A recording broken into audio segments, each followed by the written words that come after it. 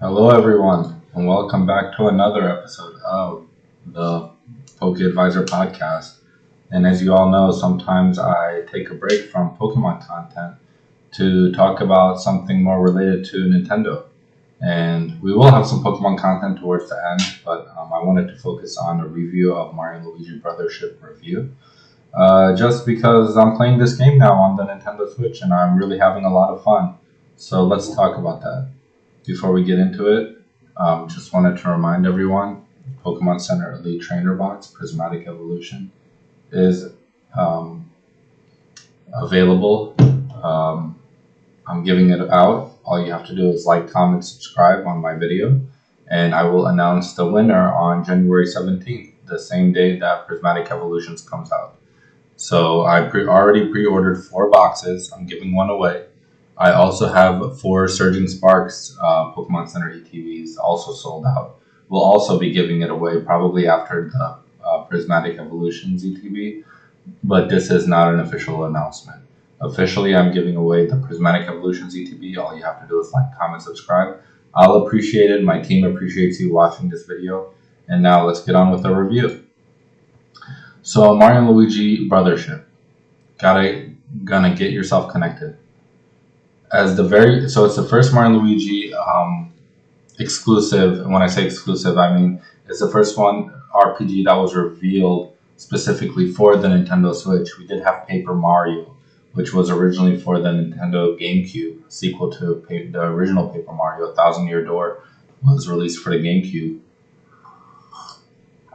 And we had Super Mario: The Seven Stars, which was exclusively originally revealed for the Super Nintendo. So Mario and Luigi Brothership is the first debuts on the Nintendo Switch, which when I say it's the first RPG Mario that debuts on the Nintendo Switch. So it has high expectations. And I think because of those high expectations, we've gotten some lackluster reviews from IGN, calling it a flundership. However, I don't believe that's the case. I'm having a lot of fun with this game. I think it's very well put out, very well produced, and I think it deserves more than I forgot what to give it, a 4 or 5 or 6. I think this is at least an 8 if you're being highly critical. I would personally give it a 9. The one reason I don't give it a 10 is because I've played some of the other Mario and Luigi games. I mean, none of them are perfect. Not one Mario and Luigi game is perfect. However, this one does have a lot of dialogue, which I don't mind. I actually like dialogue, but if we're going to compromise with dialogue, I want to gain something from it. And I feel like some of the dialogue is not meaningful.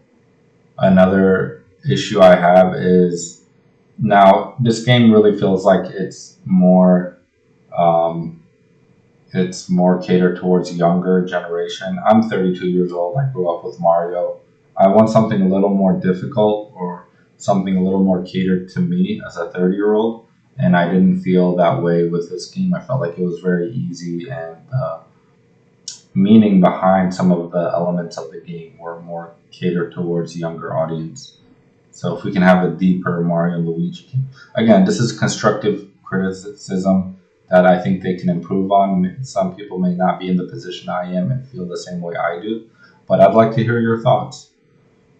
So let's see. As much as we love the graphics, I mean, I can't say anything about the graphics. The graphics are beautiful, phenomenal. I love these graphics. I love that they did something different with the graphics. I hope they can incorporate these graphics into future Mario and Luigi games, but we'll see. Core combat, okay, early areas were rather small scale and not quite as challenging or inventive as we've been preparing for. However, if you're not intrepid explorers for more alluring high seas hijinks, as it turns out, we're waiting just around the corner. They have corners at sea, right? So I only put in 5 hours into this game, so my opinion may not be full, you know what I mean? But I feel like I've put in enough time to actually have an opinion on this game, seeing the patterns and the themes. As you'll know by now, Mario Luigi Brotherhood sees everyone's favorite plumber take on the challenge of reconnecting the fragmented land of Concordia, where the entire Mario gang and a bunch of other Mushroom Kingdom tag-alongs find themselves after a mysterious warping incident. We've all been there. And so our dynamic duo proceeds to fire themselves willingly from a great big yellow cannon aboard the game's delightful ship-shaped island hub in order to deal with an ever-growing menace. It seems the denizens of Concordia are being struck down by a gloomy illness, one that makes them feel like being alone, like disconnecting from everyone and everything around them. It's all about connecting in Concordia, you see. And Mario and Luigi now need to travel to each fragmented land to reconnect the world in its entirety, whilst also defeating the big bad at the heart of what's gone wrong. We really can't give too much away, as there are lots of bits and bobs we can't talk about, but the adventure that follows has genuinely surprised us with its scale and scope, as well as in terms of its challenge and, yes, that all-important variety. Those already familiar with the turn-based combat of the series will immediately find themselves at home here, but we've now got a system of attack and defense that drills down into the whole connection and brothership motive of the game, making you work together more than ever before to get the job done. The series has always had you command each brother to jump and attack on separate buttons. It's the beating heart of the whole thing. But now these sequences of attacks and defense have been fleshed out, making for incredibly rewarding combat that never really grows old. So this is the first boss, Garumbla, and I'm not going to spoil any of the story. So you have your jumping and your hammer. You find items, you play mini games. One thing, so this is a good example. One thing I did like about this is that it's not just an RPG. There are some fun elements. When I say fun, I mean like dynamic, that kind of bring it out of the RPG and make it feel like a traditional Mario game. I really enjoyed those things because you have to time buttons correctly and participate in recognizing patterns. I really like those like brain stimulating games. Um, and then I just got the turtle shells, so we'll see what those do when I get to that part. So this is the one, for example, looks like you're twirling on the flower. So they incorporate some OG Mario into this game, which I really like.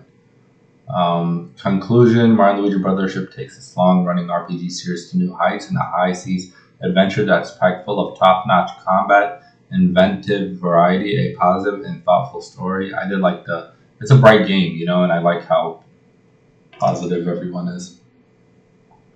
And lots of signature comedy from the dynamic duo themselves. This is a big game, packed full of surprises and fun, and the all-new Battle Plug system. I actually like that it's a big game, because I felt like Super Mario Wonders was pretty small. Alongside lots of flashy specials, a fitting emotive art style, and a world that's brimming with puzzles and challenges make for a must-play in our book. So the Joy combat system keeps the core while adding lots of smart new features, agreed. Excellent enemy variety and countering attacks is great fun as a result, agreed.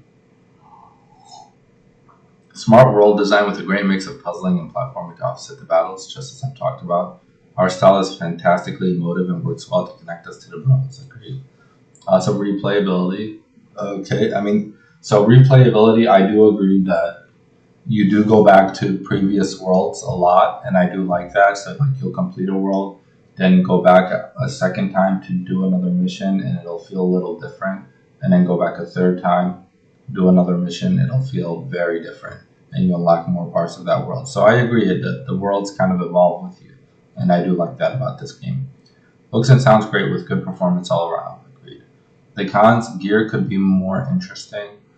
I don't think you need interesting gear to make a good RPG. I think that's just something we've assumed because a lot of RPG has a lot of sword, shield, magic, blah blah blah. I don't think you need that. I think that's just something we're accustomed to.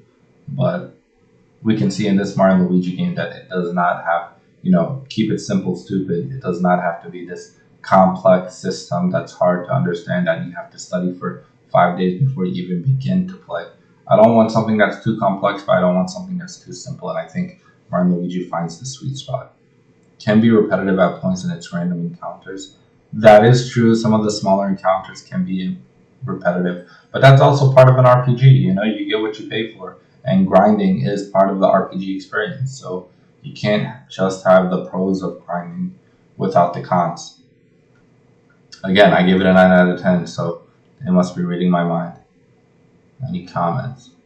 Great review. I will get the game eventually for sure, as I will get every game eventually for sure. Sounds like a 10 out of 10 for me. Got my vouchers ready for Thursday. I use my voucher as well. It's basically you buy 2 vouchers for $100, and each voucher you can use it on a game. So instead of the game being costing $60, it essentially costs $50 now. And I used 1 voucher for Mario Party and 1 voucher for Mario Luigi. Still able to pre-order from Curry's for 25% off. Includes a key ring. Really glad that the game sounds as good as I hoped it would be. The only first-party release I'm tempted by this year. And these reviews are top shelf. Okay, so far from IC, yes indeed, but the FPS can be better. It's Nintendo. I'm not gonna bonk them on FPS. This looks great. I already pre-ordered the game and it's ready to play on release. It seems like after the Super Mario RPG and the Thousand Year Door and this game, the Mario RPGs are back to the greatness they once were. So glad to see a new Mario Luigi after so long, and this seems like a great return. Hopefully we can continue to get more Mario Luigi games after this and maybe a partner in time remake. I would love to see that. IGN gave it a 5, probably too much water. Honestly, most people, including myself, haven't been taking IGN seriously, especially when it comes to review games, so I don't really care what they say. I agree with all of this. This is probably the best comment of all. I'd have to say this is easily the best Mario Luigi game to date. I think Wonders is phenomenal. I gotta say Wonders is probably the game, but this is a close second. Wonders, they just really remade the Mario element, and I think there's a lot to build on Wonders. Before we end, we're just going to talk about top 10 Sword and Shield era cars, taking it back. We already talked about it, and this is like from a few weeks ago, so posted November 6th, so about a month ago, so take these prices with a grain of salt. But we'll focus on the Pokemon, so Umbreon VMAX number 1, Rayquaza VMAX number 2 as expected, Giratina V, Gengar Blaziken, so these are the big 5, and then comes the other EVs, and Lugia. Alright, if you like this video, please like, comment, subscribe to enter in your chance in the giveaway and to just show some appreciation. And I'll see you guys in the next one. Okay, thank you.